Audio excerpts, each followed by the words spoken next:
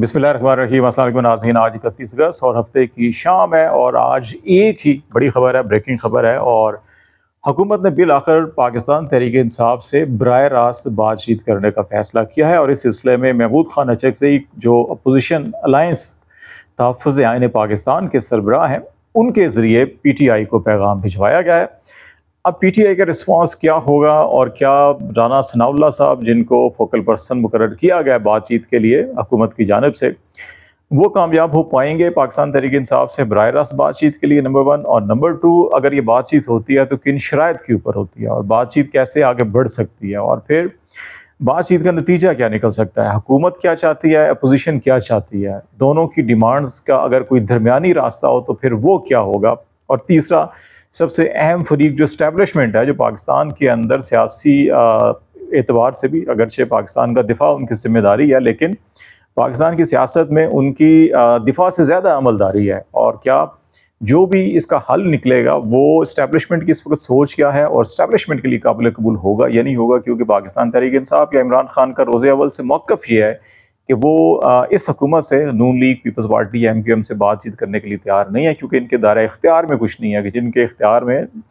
वज़ीर दाखिला या वज़ीर ख़जाना मुकर्रर करना जिनके इख्तियार में ना हो, तो वो उनसे बातचीत क्या की जा सकती है। तो ये PTI का मौक़िफ़ है। तो वो कहते हैं कि हम उनसे बात करेंगे जो ताकतवर हैं। महमूद खान अचकज़ई, जिनको फोकल पर्सन जो है कि अपोजिशन की तरफ से, और PTI ने भी जो मैंडेट दिया था, इमरान खान ने भी, कि ठीक है, ऑन बिहाफ ऑफ PTI जो है कि महमूद खान अचकज़ई हुकूमत से बातचीत कर सकते हैं और फिर हुकूमत का जो भी नुक्ता नज़र होगा वो हम तक पहुँचाया जाए और फिर जो भी नतीजा निकलता है कि उसकी तरफ देखा जा सकता है। तो क्या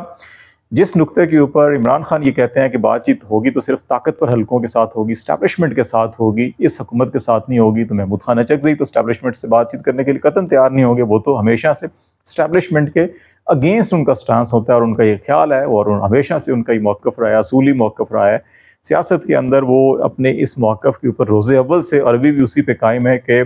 एजेंसीज़ का और फ़ौज का सियासत में कोई अमल दखल नहीं। और इनको अगर कोई सियासी जमात इसको एक्सेप्ट करती है या उनके अमल दखल को एक्सेप्ट करती है या उनकी हमायत से जो है कि हुकूमत में आती है, तो वो उसकी भी मुखालफत करते हैं। और यही वजह है कि पाकिस्तान तहरीक इंसाफ की जब हुकूमत थी, उस वक्त भी महमूद खान अचकज़ई अपोजिशन में थे। जब PDM की हुकूमत बनी और आज जब दोबारा से PDM प्लस की हुकूमत बनी हुई है, तो क्योंकि असल जो पीछे ये हुकूमत साजी और सारी की सारी जो सियासत हुई है उसमें तो क्योंकि इस्टेब्लिशमेंट का हाथ था, तो इसलिए अचकज़ई आज भी अपोजिशन में खड़े हैं और अपोजिशन अलायंस के सरबराह हैं। और फिर मौलाना फजल रहमान साहब इस सारे मामले के अंदर कहाँ पर होंगे, जहाँ इस वक्त हुकूमत जो है कि सदर मुमलिकत भी और प्राइम मिनिस्टर जो है कि वो भी फजल रहमान साहब से 2 मुलाकातें कर चुके हैं एक ही हफ्ते 10 दिन के अंदर। तो ये सारी बड़ी दिलचस्प सूरत हाल है। इस पे थोड़ा सा जो है कि अगर आप मुख्तलिफ हवालों से सोचेंगे तो फिर आपको अंदाज़ा हो जाएगा कि मामलात चल क्या रहे हैं और हुकूमत क्यों ये घुटने टेकने पर मजबूर हुई है कि बिलाखिर PTI से बराह रास्त बातचीत के लिए वो कह रहे हैं कि जनाब के उनसे हम बातचीत बराह रास्त करेंगे और महमूद खान अचकज़ई साहब के ज़रिए ये पैगाम भिजवाया जा रहा है। इसके लिए आपको कुछ पाकिस्तान के मरूज़ी ज़मीनी हक़ाइक़ को समझना होगा, पाकिस्तान के माशी हालात को समझना होगा और पाकिस्तान के माशी हालात के साथ जुड़े जुड़े जो सफारती तल्लुकात हैं हमारे, उनको समझना होगा। और हम तवातर से ये बात आपको कर रहे हैं कि पाकिस्तान की जो सियासी सूरत हाल है वो उस वक़्त इंतहाई जो है कि वो ख़राब हो चुकी है। हुकूमत को अगरचे 210-212 अरकान पार्लियामेंट की नेशनल असम्बली में सपोर्ट हासिल है। इमरान खान की हुकूमत को ग़ालिबन 185-86 अरकान की हमायत थी। जब MQM और ये सारे लोग अलग हुए तो उनके अपने जो है कि 172 अरकान भी नहीं थे PTI के। तो उससे तो किस बहुत हद तक सियासी तौर के ऊपर, तो अददी तौर के ऊपर ये मजबूत दिखाई देती है, लेकिन ये मजबूत बनाई गई है ना, मजबूत है नहीं है। अवाम ने इनको सपोर्ट नहीं किया था, अवाम ने वोट नहीं दिया था और ये जाली की जाली मैंडेट के ऊपर सारे के सारे फॉर्म 47 के नतीजे में ये हुकूमत बनी थी। तो इसलिए दुनिया इसको एक्सेप्ट नहीं कर रही। पाकिस्तान के 2 ममालिक इस हुकूमत को बार बार ये मशवरा दे रहे हैं कि नहीं, अवामी मैंडेट का एहतराम किया जाए, अवामी राय का एहतराम किया जाए। और फिर उसी से जुड़े जो पाकिस्तान के माशी मामलात हैं, IMF का पैकेज जो है कि वो एग्जीक्यूटिव बोर्ड के ऊपर नहीं आ रहा। इनको ख्याल था कि 30 अगस्त तक, 31 अगस्त तक चीज़ें क्लियर हो जाएंगी। अभी तक किसी दोस्त मुल्क ने रिटर्न गारंटी पाकिस्तान को नहीं दी। 30 अगस्त जो है वो गुजर गई है। अब 6 सितंबर तक IMF का शेड्यूल है, उसके ऊपर पाकिस्तान है नहीं है। पाकिस्तान का IMF प्रोग्राम अगर मंजूर नहीं होता तो फिर हमें शायद किसी दूसरे इदारे से और किसी और मुल्क से फाइनेंशियल एड भी नहीं मिल सकते। और हमें जो है कि 19 अरब डॉलर जो है कि रवा माली साल जो है फाइनेंशियल एड हमें और जो कर्ज है वो ज़रूरत है। और अगर ये हमें नहीं मिला तो हमारी मईशत जो है कि वो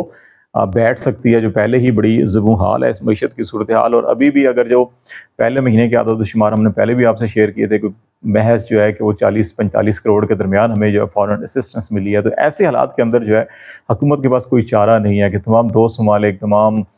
جو بیرونی طاقت کے مراکز ہیں، ان کی پارلیمنٹ، ان کی اسٹیبلشمنٹس، ان کی جو پولیٹیکل لیڈرشپ ہے، وہ پاکستان کے اوپر مسلسل، حتیٰ کہ یونائٹڈ نیشن جو ہے کہ وہ پاکستان کے اوپر یہ دباؤ ڈال رہا ہے کہ جناب آپ سیاسی استحکام اور یہاں پہ سیاسی انتقام بند کر دیجئے. تو یہ معاملات جو ہیں کہ اس نے بالآخر حکومت کو مجبور کیا ہے. اب جو اسٹیبلشمنٹ اور نون لیگ یا پیپلز پارٹی کا یہ جو بیانیہ تھا 9 مئی کا خاص طور کے اوپر، کیونکہ D G I S P R کی آخری پریس کانفرنس اور اس سے پہلے بھی پریس کانفرنس، ہر پریس کانفرنس کے اندر ان سے سیاسی سوالات ہوتے ہیں اور وہ بڑے جوش و خروش کے ساتھ سیاسی سوالات کا جواب دیتے ہیں. مجھے یاد ہے میں ایک طویل عرصے سے فارن آفس بھی اور پرائم منسٹر آفس بھی اور یہ ڈیفنس کا آئی ایس پی آر آفس جو ہے یہ کور کرتا رہا ہوں، ان کی بریفنگ میں جاتا رہا ہوں. فارن آفس کے اندر یہ جو مجھے پروفیشنلزم نظر آتی ہے، اس کے اندر ہم متعدد بار سیاسی سوالات کرتے تھے، انٹیریئر منسٹری سے متعلق کرتے تھے، سیکیورٹی سے متعلق کرتے تھے، دفاع سے متعلق سوالات کرتے تھے، کیونکہ فارن آفس جو ہے کہ وہ دنیا بھر کو ڈیل کرتا ہے، اور یہ سارے کے سارے معاملات انٹرنیشنل سیکیورٹی اور انٹرنیشنل ڈیفنس اور کوآپریشن اور یہ سارے معاملات جو ہیں فارن آفس میں ہر ڈویژن ایک موجود ہے. لیکن ایون دین فارن آفس کے سپوکس پرسن نے کبھی جو ہے کہ ان جو ارریلیونٹ وہ سمجھتے تھے ان کے اوپر نو کمنٹس کرتے تھے اور کہتے تھے کہ آپ متعلقہ وزارت اور ان کے ترجمان سے یہ بات کیجئے، ہم جو ہے کہ اپنے ڈومین کے اندر رہ کے بات کریں گے. لیکن آئی ایس پی آر جو ہے یہ واحد ادارہ ہے کہ جو اپنی ڈومین سے ہٹ کر ہر ڈومین کے اوپر سوال وہاں پہ پیش بھی کیے جاتے ہیں، پیش کروائے بھی جاتے ہیں، اور ان کے جواب بھی بڑے جوش و خروش کے ساتھ دیے جاتے ہیں. حتیٰ کہ یہ جو ہے کہ انہوں نے حلف اٹھایا ہوتا ہے کہ ہم کسی طور کے اوپر بھی اپنے مقصد، بنیادی مقاصد سے ہٹ کر جو ہے آئینی کردار سے ہٹ کر سیاست ویاست نہیں کریں گے. لیکن ان کی پریس کانفرنس ہو، ان کا بیان ہو، ان کی کور کمانڈر کانفرنس ہو، اس کا پریس ریلیز ہو، تو وہ 9 مئی جو ہے کہ وہ ان کی کوئی لگتا ہے کہ حکومت اسٹیبلشمنٹ کی گلے کی ہڈی بنا ہوا ہے. اور جی کہ 9 مئی پہ پبلک جو اپالوجی عوامی سطح کے اوپر اگر عمران خان معافی مانگیں گے تو تب جو ہے کہ معاملات آگے بڑھیں گے. اور عمران خان کہتے ہیں کہ معافی تو میں نہیں مانگوں گا، معافی وہ مانگیں گے جنہوں نے سی سی ٹی وی فوٹیجز چوری کی، جی ایچ کیو کی، جنہوں نے سی سی ٹی وی فوٹیج چوری کی، پشاور ریڈیو پاکستان بلڈنگ کی، جنہوں نے سی سی ٹی وی فوٹیجز چوری کی، کور کمانڈر ہاؤس جو ہے لاہور کا اس کی. تو وہ کہتے ہیں کہ جناب ان کی اپنی جو سی سی ٹی وی فوٹیج ہے وہ سامنے لے کر آئیں، آپ کو پتہ چل جائے گا کہ آگ لگائی کس نے، اندر توڑ پھوڑ کی کس نے. تو یہ تو باہر سارے کے سارے پرامن تھے، ان کا موقف ہے، لیکن وہ سی سی ٹی وی فوٹیج جو ہیں نہ سامنے لائی جا رہی ہیں، اور حتیٰ کہ جب عدالتیں بھی مانگتی ہیں تو وہاں بھی یہ سی سی ٹی وی فوٹیج نہیں پیش کی جاتی، جو اس موقف کو تقویت دیتی ہے کہ شاید 9 مئی کو ہے وہ صرف ایک بہانہ بنایا گیا تھا کریک ڈاؤن کے لیے، پی ٹی آئی کے خلاف الیکشن مینیج کرنے کے لیے، اور الیکشن سے پہلے پارٹی کو توڑنا، ان کے کارکنوں کو، ان کے رہنماؤں کو اریسٹ کرنا، اور یہ سارے معاملات جو ہیں کہ اس لیے بنائے گئے تھے. ابھی بھی جو یہ خبر سامنے آئی جس کے اندر یہ کہا گیا جی رانا ثناء اللہ صاحب اور محمود خان اچکزئی کے درمیان بات چیت ہوئی ہے، اور پھر ابھی یہ پیغام بھیجا گیا محمود خان اچکزئی کے ذریعے کہ ٹھیک ہے جی انڈائریکٹ تو آپ کے ساتھ بات ہو رہی ہے، لیکن اس مذاکرات کے اندر پی ٹی آئی کے لوگ بھی ڈائریکٹ شامل ہونے چاہیے. میرا خیال ہے کہ پی ٹی آئی اس سے انکار نہیں کرے گی. آپ کو یاد ہوگا عمران خان نے پہلے بھی اڈیالہ جیل کے اندر یہ اناؤنس کیا تھا جب اے پی سی بلائی جا رہی تھی، کل جماعتی کانفرنس، جب یہ کہا گیا تھا جی استحکام پاکستان یا پاکستان میں امن و امان یا دہشت گردی کے خاتمے کے لیے کل جماعتی کانفرنس کروائی جائے گی، تو اس میں بھی عمران خان نے کہا تھا ٹھیک ہے ہم شرکت کریں گے، ہماری پارٹی شرکت کرے گی. انہوں نے ایک ڈیلیگیشن بنایا تھا. اس سے پہلے بھی جب بات چیت کی ہو رہی تھی جی کہ حکومت سے بات چیت، انہوں نے کہا تھا ہم نہیں کریں گے، لیکن یہ ہے کہ اپوزیشن اتحاد کرے گا ہمارا. اس کے اندر بھی انہوں نے اسد کیسر اور یہ 2-3 لوگوں کے نام جو ہے تجویز کیے تھے کہ ٹھیک ہے یہ لوگ جو ہے کہ جو اپوزیشن اتحاد ہے اس کی طرف سے ہوگا. لیکن وہ بات آگے نہیں بڑھی. پھر جو ہے کہ ایک بات ہوئی تو انہوں نے کہا جی اچکزئی صاحب کو ہم مینڈیٹ دیتے ہیں، وہ بات چیت کریں گے. تو یہ میرا خیال ہے کہ اچکزئی صاحب ابھی بات کریں گے، اور پھر جو ہے کہ پی ٹی آئی کے 1 یا 2 نمائندے جو اپوزیشن کا ڈیلیگیشن ہوگا اس میں شامل ہو جائیں گے. میرا نہیں خیال کہ اس میں پی ٹی آئی جو ہے کہ ٹوٹلی ریفیوز کرے گی. ابھی بیرسٹر گور یا جو پی ٹی آئی کی لیڈرشپ ہے وہ کہہ رہے ہیں کہ اب تک ابھی یہ میسج نہیں پہنچا، لیکن اگر وہ پہنچے گا بھی تو ہمیں یاد ہے کہ یہ اس سلسلے میں عمران خان نے آلریڈی الاؤ کیا ہوا ہے پی ٹی آئی کو کہ آئین تحفظ پاکستان کے پلیٹ فارم سے پی ٹی آئی کے نمائندے بھی اس میں شامل ہوں گے جب بات چیت ہوگی. دوسرا کردار جو ہے کہ وہ اس کا مولانا فضل الرحمان صاحب کا. مولانا فضل الرحمان صاحب بھی میرا خیال ہے کہ وہ شاید آئین تحفظ پاکستان کا حصہ بنیں گے، نہ ہی وہ حکومت کا حصہ بنیں گے. وہ اپنی حیثیت میں مولانا فضل الرحمان صاحب جو ہے کہ ایک جہاں دیدہ سیاستدان ہے، وہ ملکی حالات کو، عوام کی نبض کو دیکھ کے اور مستقبل کو، سیاست کو دیکھ کے فیصلے کرتے ہیں. ان کو بھی معلوم ہے کہ یہ حکومت زیادہ عرصہ نہیں چل سکتی، تو اس کو سپورٹ کرنا اس وقت اور ایسے معاملات کے اندر سپورٹ کرنا جو قانون اور آئین کے تناظر کے اندر جو ہے کہ وہ شاید عوام کو پسند نہیں ہے، اور ملک کے لیے بھی اور عدلیہ کے لیے بھی وہ نقصان دہ ہوں گے، تو اس لیے فضل الرحمان صاحب ڈسٹنس رکھ رہے ہیں۔ وہ ابھی بھی اپنی ایک آزاد حیثیت میں رہ کر جو ہے کہ وہ جب یہ تمام مذاکرات ہوں گے تو میرا خیال ہے وہ اس کا حصہ تو بن جائیں گے، وہ بھی اپنی آزاد حیثیت میں، لیکن آزاد اپوزیشن کی حیثیت میں، اور پھر وہ اگلے الیکشن کے اوپر ان کا فوکس ہوگا کہ اگر الیکشن ہوتے ہیں تو پھر اس کے اندر اپنی وہ اسٹریٹجی بنائیں گے کہ اب انہوں نے ایڈجسٹمنٹ کس کے ساتھ کرنی ہے، پیپلز پارٹی کے ساتھ کرنی ہے، نون لیگ کے ساتھ کرنی ہے، یا تحریک انصاف کے ساتھ کرنی ہے۔ ان کا جو مین مرکز ہے وہ کے پی ہے اور بلوچستان ہے، اور کے پی کے اندر 80-90% ووٹر جو ہے وہ پی ٹی آئی کا ہے، تو اس کے مخالف محاذ پر کھڑے ہو کے اس دفعہ بھی انہوں نے دیکھ لیا کہ جے یو آئی کو کے پی کے اندر بہت بری شکست ہوئی تھی، اور بلوچستان کے اندر بھی کوئی قابل ذکر انہوں نے کامیابیاں حاصل نہیں کی، تو اس لیے ان کو معلوم ہے کہ ان کا سیاسی مستقبل جو ہے وہ پی ٹی آئی کی طرف اگر جھکاؤ ہوگا یا انڈرسٹینڈنگ ہوگی تو وہ محفوظ ہوگا ریدر دین کہ ان جماعتوں کے ساتھ۔ اور فضل الرحمان صاحب ہمیشہ ماضی میں دیکھے ہیں کہ پیپلز پارٹی کے ساتھ بھی ان کا اتحاد رہا، مشرف دور کے اندر بھی وہ کے پی بلوچستان کے اندر حکومت سازی ان کی حکومتیں تھیں اور اپوزیشن لیڈر تھے مرکز کے اندر وہ، اور پھر نواز لیگ کا دور آیا تو اس میں بھی وہ حکومت کے اتحادی تھے، تو وہ بالکل اس قسم کی سیاست کرتے ہیں، تو وہ میرا خیال ہے کہ ایسا ہی کریں گے۔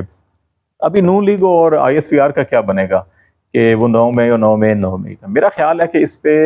جو ہے کہ اگرچہ ابھی بھی احسن اقبال اور خواجہ آصف نے یہ بیانات تو دیے ہیں کہ جی جب تک 9 مئی کی معافی نہیں ہوگی، معافی نہیں مانگی جائے گی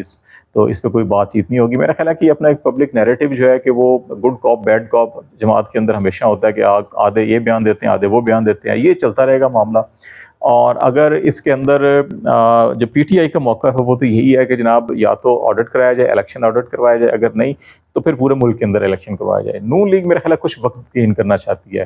کہ یہ پولیٹیکل انگیجمنٹ کر کے اور انٹرنیشنل اداروں کو، دوست ممالک کو تاثر دینا چاہتے ہیں کہ جناب مذاکرات ہو رہے ہیں، سیاسی استحکام کے لیے کوششیں ہو رہی ہیں، اس دوران جو ہے کہ اگر چین اور سعودی عرب اور یو اے ای ہمیں تحریری گارنٹیز دے دیتے ہیں 3 سال کی رول اوور کی، آئی ایم ایف ہمارا پیکیج منظور کر لیتا ہے، تو اس کے بعد جو ہے کہ یہ ان کے ذہن میں کہیں نہ کہیں چل رہا ہوگا کہ پھر جو ہے مذاکرات میں تعطل پیدا کر دیا جائے اور الزام جو ہے کہ وہ پی ٹی آئی کے اوپر ڈال دیا جائے کہ جی 9 میں معافی نہیں مانگ رہے،